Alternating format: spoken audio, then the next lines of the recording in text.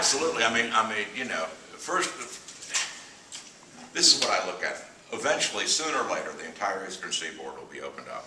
The fact that Salazar has come out and said, okay, we're going to actually do those 4D seismic survey. There was some 2D done with 1970s technology in the late 70s, okay, to look at what's up and down the East Coast, and only in certain areas. There was a lease sale in 1978 off the coast of North Carolina that went for hundreds of millions of dollars just for the rights to be able to look at that. Ultimately canceled, okay, and then the oil companies had to sue the federal government to actually get their money back after they deposited, because the federal government didn't want to give the money back. There's a new twist. Anyway, so we know it's out there. We know it's out there. We know that the topography, the things we see, the domes, the kind of things under subsea structures are out there that would lend itself to oil. And I'm struck by the fact, if you think about it, where do you find oil? Well, the latest discovery is off of Brazil, if you're not familiar with it, which is what? The Amazon River. Nigeria, which is the Niger River, right? Up in St. Lawrence, up there off in Newfoundland, all those areas. That's where they found oil and gas out there. Well, it's the St. Lawrence River.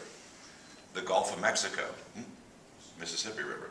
There's a defining thing about millions and tens of millions of years of deposits going out that would lead one to believe that where there's a river mouth, there might be oil and gas. Now consider for a minute the Susquehanna River and all the rest of the little rivers, but Susquehanna drives the Chesapeake Bay and offshore. And ask yourself, is this not a ripe area? And I would submit to you that it probably is, very much so.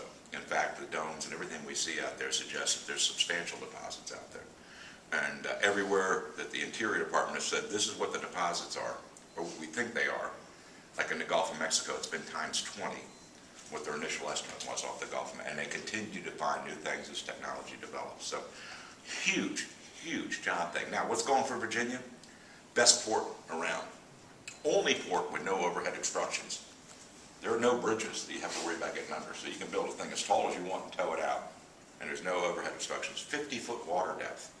Only port today on the East Coast with 50-foot channels all the way out. Furthest north, right to work state. Everything else north of here is unionized. So why, and centrally located. Can we take advantage of it? You betcha. You know, I can't think of anybody else that can take better advantage of it than this Port of Hampton Roads. And something else exciting happening is wind.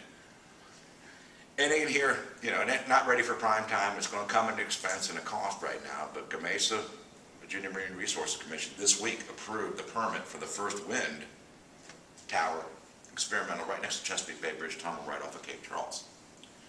Why is that important? It's the first one offshore, and it's here in Virginia.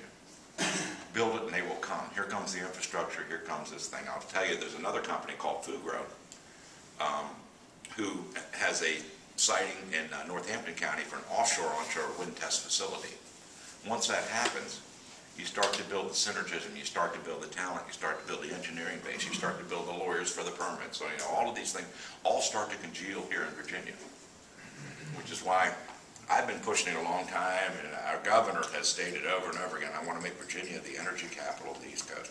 We have everything going for us. And now with this first wind turbine, you know, no big deal. Yeah, huge deal. Huge deal. Here comes the talent to put it in. Your first company that's that. Here comes the engineering firm that planned it, that did the subsea work, you know, right? They're starting to build that talent base here in Virginia that can be applied anywhere up and down the Eastern Seaboard. Huge. Very huge. I look at that as one of those things that's very exciting.